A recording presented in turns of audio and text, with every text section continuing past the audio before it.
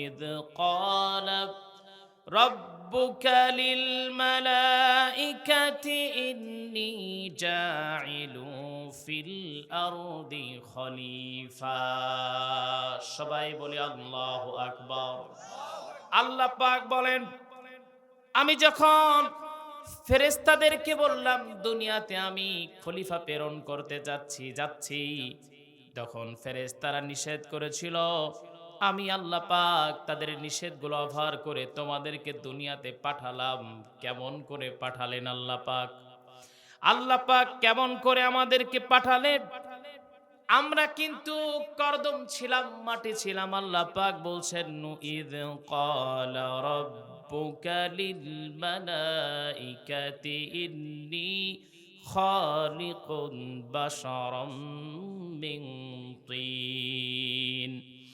আল্লাহ পাক আমাদের কাদা মাটি থেকে বানিয়েছেন, নির্যাস থেকে বানিয়েছেন।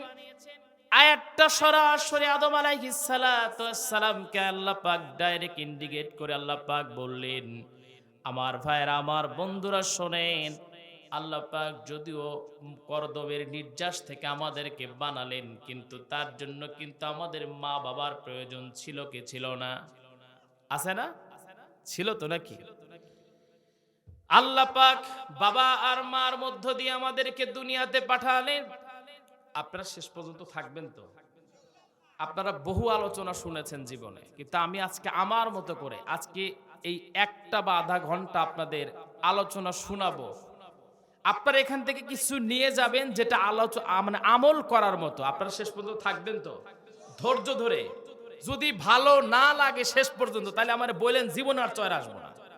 কিন্তু 1 ঘন্টা হোক আপনাদের থাকা লাগবে। থাকবেন তো ইনশাআল্লাহ? আমার ভাইরা, আমার বন্ধুগণ, আল্লাহ পাক বলেন, ইয়া আইয়ুহান নাসু ইন্না খলাকনাকুম মিন যাকারিন ওয়া উনসা।